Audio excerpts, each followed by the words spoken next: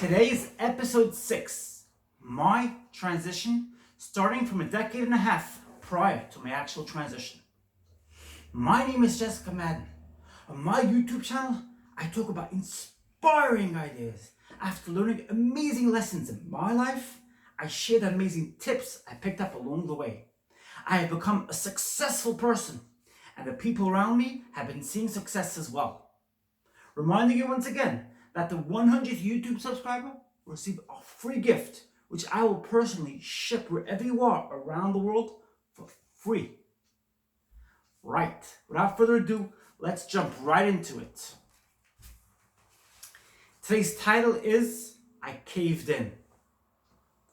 The nagging feelings just simply died down, and I just succumbed and surrendered to the pressure all around me.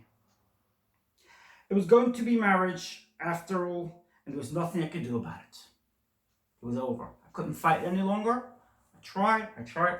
It was over. The fight was over. I caved in.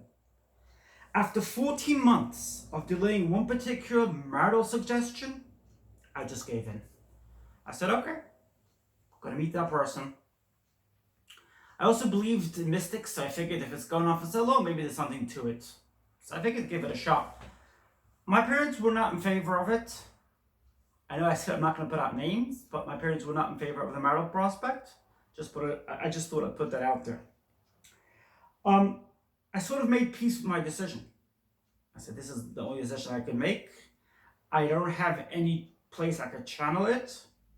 In other words, I gave into the fact that it's impossible for me to find anywhere to talk about it with somebody, to be able to work it through, to be able to perhaps delay it or procrastinate or anything like that. I totally gave in. I didn't actually think that the marital prospect, and now let's get into the actual prospects of the marital suggestion, which I was going to get onto a plane, hop onto a plane, and fly across the world to materialize this marital suggestion. In other words, to meet the prospective marital prospect. Before I got onto the plane, I must tell you that I didn't believe it was going to materialize. I took along hiking gear, I remember. I took along a cap and a t-shirt. I really did not believe that this was it. I thought it was far from reality, but nonetheless, I was willing to do it in order to stop the pressure from the people around me in my life. Like I said before, my folks didn't either expect it to materialize. They were just keen on alleviating the mounting pressure, which wouldn't let up for 14 months. I think it was more like 15 months actually, which was mounting pressure. It was like continuously suggested again and again and again. So I flew to a foreign country to meet a girl. I just knew I had to do it. Like I said, I caved in. I brought, like I said before, I brought my tourist gear along. I already mentioned that. I actually expected this, touring this country, which I had been before on stopovers on flights, but I figured touring this different country to be exciting, a new country. I was all 23. I figured, why not? Enjoy touring a new country. Now let's get into, when I actually arrived and I stayed at this particular person's house. At this particular person's house I was staying at, the mounting pressure for the people whose house I was staying at was mounting. They were putting pressure on me. They said, get married. This is the person. Get married now or you'll regret it later. You regret it if you don't date this amazing girl. She's absolutely amazing. This is spot on. She's a great person. She comes from a great family. Everything's amazing. This is a catch. I remember one of the people was a couple I stayed by. That's what they told me. This is a catch. You better take it on board or you regret it later. You're extremely lucky for having this opportunity to meet this person and to marry this person. You'll never get another chance, they told me. Never get another chance. After 3 dates, I considered going back home for the Jewish festival. I figured, okay, I met this person 3 times. My gut feeling was not something I actually listened to.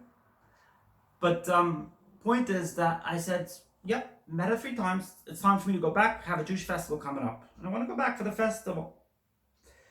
I think I'd come back after the festival and would carry on to the 4th, 5th, 6th, 7th, 8th, 10th, or whatever meeting. What happened was the people I was staying at said to me, I'm telling you, you will regret leaving before the festival. If you leave, your future will be in jeopardy. This girl will not wait around. She has lots of marital prospects lined up. So I remember the mounting pressure. And right now, the pressure wasn't coming from out of the country. Because it's very ironic, but the people out of the country, so to speak, in where I come from America, they were like, no, you gotta come back for the festival. You don't get engaged after meeting 3 times. Now let's be reminded that Americans, Orthodox Jewish Americans, don't generally get married after meeting 3 times. They do it like at least over a few weeks. So the mounting pressure was kind of ironic. And I remember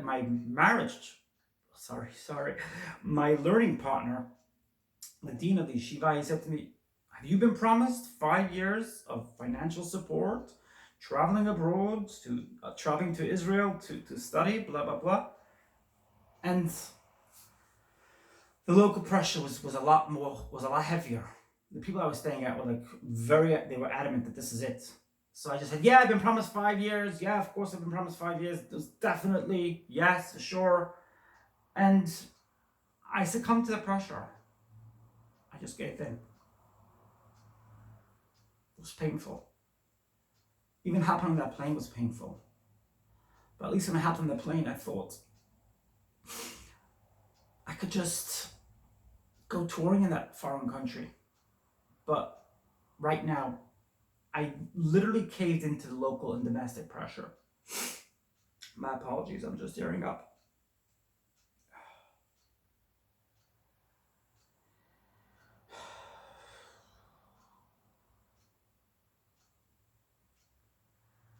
It was very painful. The mounting pressure came from the locals, and I just remember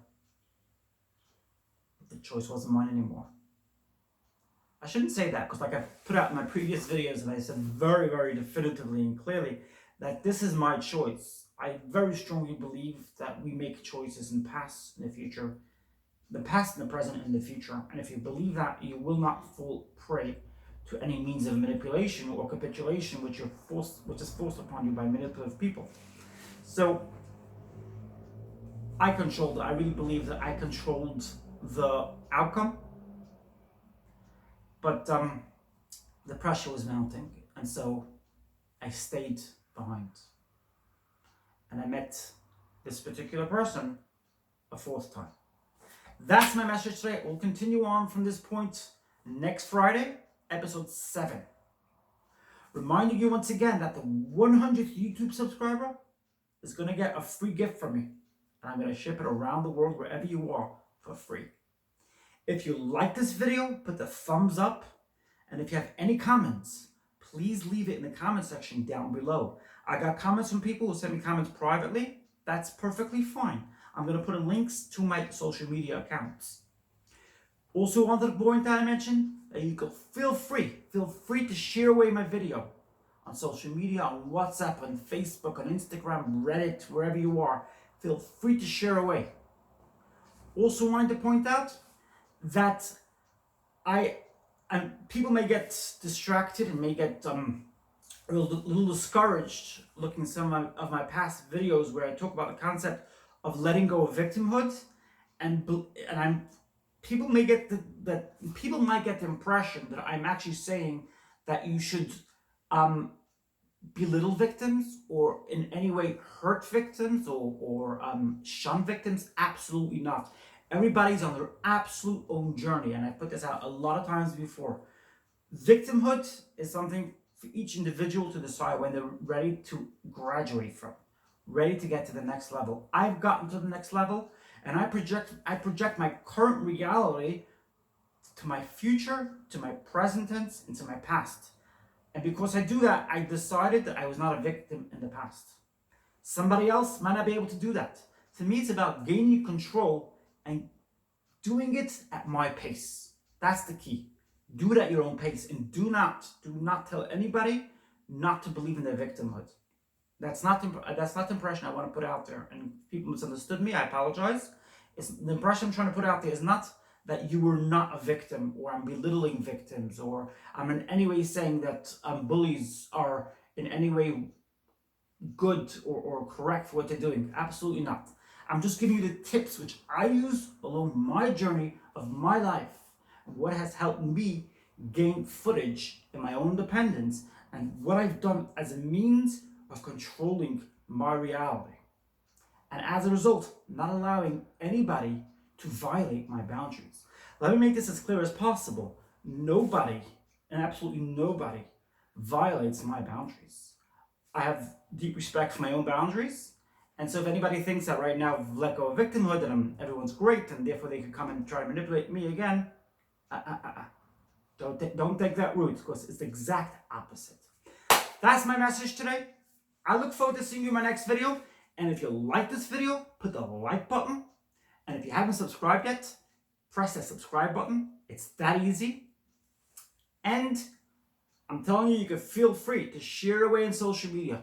That is great. I put out 2 YouTube videos a day in 2 languages. So you can check me out in many other languages. I give tips for victims of abuse, how to get over that state of feeling like a victim. I also give tips for people dealing with manipulative people. And I also talk about the tips I use to gain footage in my own independence, and what I do in order to get out there, unafraid, unabashedly be myself. I look forward to seeing you in my next video.